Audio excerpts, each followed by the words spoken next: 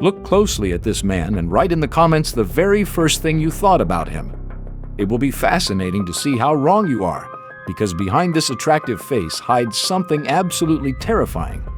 Viewer discretion advised. This content is presented for educational, documentary, and historical purposes only. In the second half of the 1970s, a game show called The Dating Game possessed immense popularity in the United States. Think of it as a low-budget retro version of The Bachelor. A bachelorette would ask questions to 3 male contestants hidden behind a partition. Based on their answers, she had to choose one man to go on a romantic date with, fully paid for by the network. Sounds harmless enough, right? The main catch was that the contestants couldn't see who they were choosing.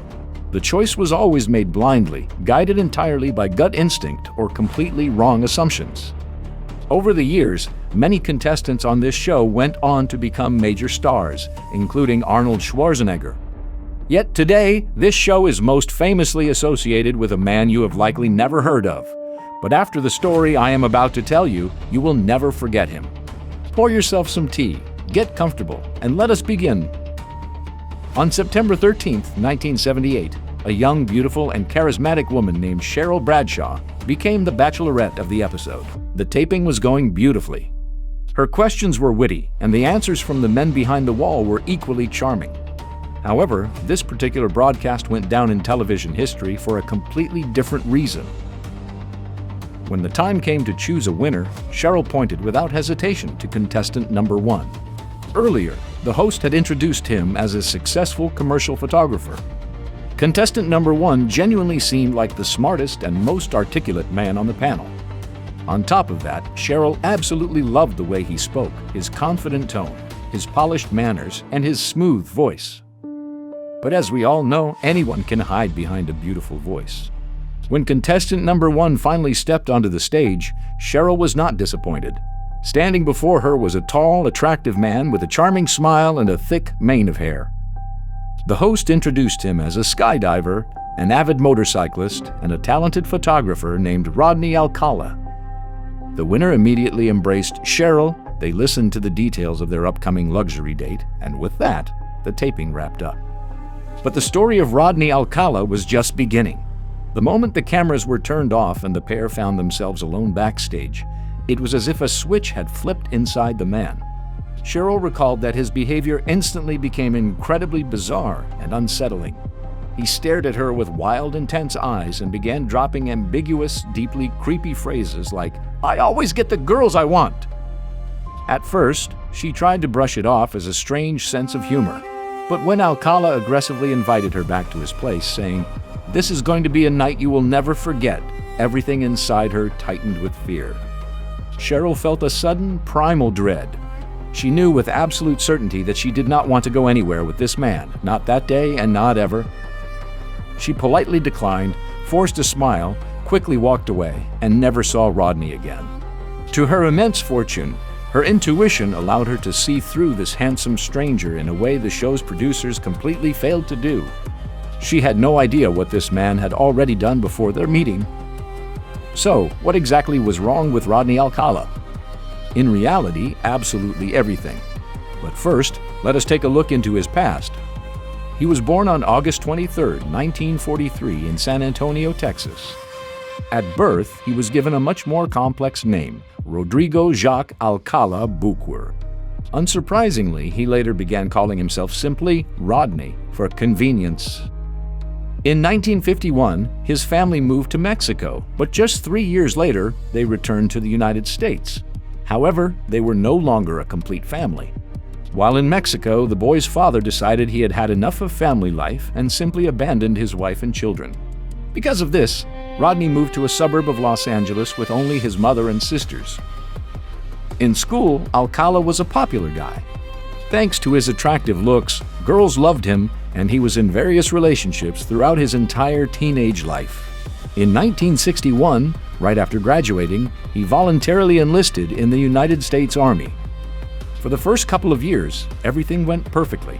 He had no issues with his fellow soldiers and even planned to make the military his lifelong career. However, during his 3rd year of service, something happened. Something drove Alcala to go AWOL, hitchhiking over 4,000 kilometers across the country back to his mother's house. What exactly triggered this behavior remains a mystery to this day. Military psychiatrists described the incident as a severe nervous breakdown caused by an antisocial personality disorder. This became the official ground for his discharge from the service. Once back in civilian life, Rodney began looking for himself in the arts. He managed to get accepted into the prestigious School of Fine Arts at the University of California, and in 1968 he successfully earned his bachelor's degree. It was in this exact same year that he fell onto the police radar for the very first time. On September 25, 1968, an 8-year-old girl named Tali Shapiro was walking to school in the morning, just like any other day. Suddenly, Rodney Alcala's car pulled up next to her. The man used every trick in the book to convince the child to get into his vehicle, claiming he just wanted to give her a ride to her classes. The girl initially refused and kept walking. However, Alcala slowly drove alongside the curb and eventually managed to persuade the child to step inside. Fortunately, a passerby on the other side of the street witnessed the entire encounter. The man couldn't hear the conversation, but his gut told him that something was terribly wrong. He decided to follow the car. Rodney's vehicle pulled up outside the house where he lived, and the witness watched as Alcala led the little girl inside by her hand. The bystander did not hesitate and immediately called the cops. That decision saved the child's life. Arriving at the scene, the police officers began pounding loudly on the door. After a few moments, Rodney Alcala appeared at the threshold. He was wearing nothing but a towel, visibly wet from the shower. When questioned about the girl, he calmly replied that he was home alone and had no idea what they were talking about. He refused to let the cops inside, arguing that he was completely naked. Rodney kept the door cracked, blocking it with a security chain. He assured the officers that he would quickly put some clothes on and return to speak with them. Of course, he never came back. The police officers stood outside the door waiting for about 5 minutes. They knocked repeatedly, but no one answered. Realizing they had been fooled, the cops simply kicked the door down. Sifting through the rooms, they found little Tali Shapiro lying on the floor. She was unconscious, brutally beaten with a steel rod, and severely traumatized, but thankfully, she was alive. Seeing the police from a window, Alcala had escaped through a back exit. He fled in such a panic that he left absolutely everything behind, including his legal documents. Thanks to this, within minutes, the police knew his name, where he studied, and where he had served. During the search, detectives also uncovered a massive hidden cache of photographs depicting young girls and boys of various ages, all taken by Rodney himself. These photographs would resurface later in our story. Alcala was declared a federal fugitive and placed on the FBI's 10 most wanted list. However, back in those days, law enforcement operated without unified digital databases. Rodney managed to easily slip out of Los Angeles and lose himself in the sprawling metropolis of New York City under a new alias, John Berger. Under this fake name, Alcala actually managed to enroll in the New York University Film School, where he studied filmmaking under the direction of Roman Polanski himself. Just imagine the absolute absurdity. A student at a prestigious university is learning from a world-famous director while his face is plastered on FBI wanted posters across the country. For a while, everything went quiet, but the Predator could not stop. Soon, Alcala changed his last name again from Berger to Berger. Under this name, in 1971, he landed a job as a counselor and art instructor at a summer camp for children. This could have ended in a total catastrophe for the campers, if not for two observant young girls. While visiting the local post office, they noticed an FBI poster on the wall featuring faces of dangerous fugitives. The girls looked closely and realized that one of the men in the photos looked identical to their friendly art teacher. They shared their suspicions with the camp director, who immediately notified the police. Coincidentally, in June of that exact same year, the body of 23-year-old Cornelia Crilly was discovered in New York. She had been brutally murdered in her Manhattan apartment. The police would only officially solve this murder in 2011 through DNA testing, and the culprit would turn out to be Rodney Alcala, who was committing his atrocities right during his time working at the children's camp. Within an hour of the call, John Berger was arrested. His true identity was quickly established, and he was extradited back to California, where he finally faced trial for the assault on 8-year-old Tali Shapiro. But this is where human complications interfered with the case. By that time, Tali Shapiro's entire family had already emigrated to Mexico. The parents flatly refused to return to the United States just for their daughter to testify in court. They wanted to protect their child from the horrific memories as much as possible, and had no intention of forcing her to relive that nightmare during cross-examination. Without the primary witness, it was incredibly difficult for the prosecution to lock Alcala away for a long time. Ultimately, the jury convicted him only of child molestation without the charge of attempted murder. Even though everyone knew about the attempted murder, proving it legally in court without her testimony was impossible. In prison, Rodney behaved perfectly, quietly following every rule to ensure he would be released on parole as quickly as possible. The plan worked. He served only a year and a half. The prison psychologist noted in his report that Alcala was a completely stable individual who fully acknowledged, understood, and regretted his mistakes. Naturally, it was all a lie. Less than 2 months after his release, Rodney was arrested again. The crime scenario was identical. A 13-year-old girl agreed to let this attractive man give her a ride to school. Instead, he drove the child into a dense forest and began assaulting her. Fortunately, this time the girl managed to break free and escape, leaving her physically unharmed. For violating his parole conditions, Alcala was sent right back behind bars. Yet, the American judicial system of that era continued to shock.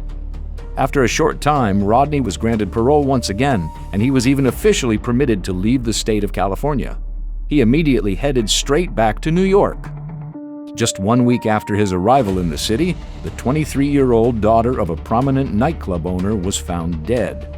The police were certain Alcala was responsible, but official charges for this specific homicide would not be filed against him until 33 years later. In 1978, Alcala returned to Los Angeles, where he found work as a typesetter for the prestigious Los Angeles Times. On the side, he began actively promoting himself as a professional fashion photographer. He had a smooth tongue, looked sophisticated, and easily convinced young women and men that he was a true artist, telling them they were incredibly lucky to step in front of his camera lens. One of Alcala's colleagues from the newspaper later recalled that Rodney bragged about his portfolio at work several times. For the most part, it consisted of photos of teenagers who were, to put it mildly, completely undressed. Yet, no one at the publication ever reported this information. Alcala somehow managed to convince people that it was just a form of high contemporary art. He possessed a specific, deeply sadistic signature. Prosecutors would later prove that Alcala literally played cat-and-mouse games with his victims. He would strangle the girls until they lost consciousness, wait for them to wake up, sadistically watch them regain awareness, and then tighten the ligatures all over again. He would repeat this horrific ritual multiple times with a single victim. It was because of this that detectives called him an absolute killing machine and compared him to Ted Bundy himself. It was during this exact period that Rodney took part in The Dating Game, the show we discussed at the beginning. By the time of the taping, Alcala had already taken the lives of at least several women, yet none of the show's producers had any idea. The casting process on television back then was handled by completely incompetent people. On June 20th, 1979, following his triumph on television, Rodney lured 12-year-old Robin Samsoe to another fashion photo shoot. 2 weeks later, her mutilated body was discovered in a remote mountain area. The girl's friends told detectives that on the day she disappeared, a tall, long-haired man with a camera had approached them on the street, offering free professional photos. Robin agreed and walked away with him. Investigators drew a detailed composite sketch based on the teenager's descriptions and distributed it to every police station in the country. A detective who had previously handled Alcala's first arrest looked at the drawing and instantly recognized Rodney. This time, the police acted with lightning speed. They executed a search warrant at Alcala's home and uncovered an undeniable piece of evidence, a pair of gold earrings belonging to the murdered Robin Samsoe. Combined with eyewitness accounts and his criminal past, this gave prosecutors all the leverage they needed for the ultimate sentence. In 1980, a jury found Rodney Alcala guilty and sentenced him to death. However, shortly afterward, the verdict was overturned due to legal technicalities, claiming the jury had not been properly informed about the defendant's prior crimes. 6 years later, a second trial took place, and Alcala was sentenced to death once again. But he managed to stay alive. The appellate system in the United States is structured such that appeals in capital punishment cases can drag on for decades. And that is exactly what happened. 15 years later, in 2001, the verdict was overturned yet again. However, the investigation never stopped. Thanks to advancements in technology and DNA analysis, detectives managed to lock Alcala into the brutal murders of 4 more girls between 1977 and 1979. Now, he was being tried for a series of horrific homicides all at once. Rodney denied his guilt but behaved arrogantly and cynically throughout. He claimed he simply could not remember any of these events. Furthermore, during one of the trials, he decided to fire his attorneys and represent himself. It turned into an absolute theater of the absurd. Alcala acted as his own defense lawyer and would cross-examine himself as a witness. He would literally alter his voice, asking in a slightly lower tone, "Mr. Alcala, what were you doing on that specific day?" and then answer himself in a slightly higher voice. "On that day, I was at home practicing my art." But the absolute pinnacle of his cynicism was his closing argument to the jury. Rodney Alcala openly threatened and blackmailed the court and the victims' relatives, looking them straight in the eye. He declared, "If you vote for my execution, you will doom the families of these girls to decades of new legal battles, because I will flood the appellate courts with complaints and play this game with you until the very end." Sadly, his words proved prophetic.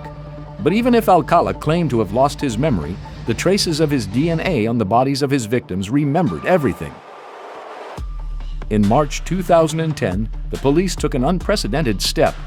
They officially released 120 photographs of young women found in Rodney's secret stash during his first arrest. This was done to identify the people in the pictures and potentially find survivors, or conversely, uncover new murder cases. In reality, there were far more photos in the killer's collection, at least 900, but the police refused to publish the rest due to their explicit and shocking nature. FBI investigators and U.S. police later estimated his real body count at over 130 potential victims. Among the withheld photos, detectives identified many images of missing women, including some who were heavily pregnant, such as Christine Thornton, who was 6 months pregnant at the time of her disappearance. Shortly after the publication, 6 different families officially came forward, stating they recognized their long-lost relatives in the photos. Whether they were also Alcala's victims could never be legally proven, as the remains of many of them were never recovered. Despite hearing his first death sentence back in 1980, the endless legal tug-of-war, non-stop motions from lawyers, new forensic tests, and changes in California law continuously delayed the execution. In the end, this monster never faced a firing squad.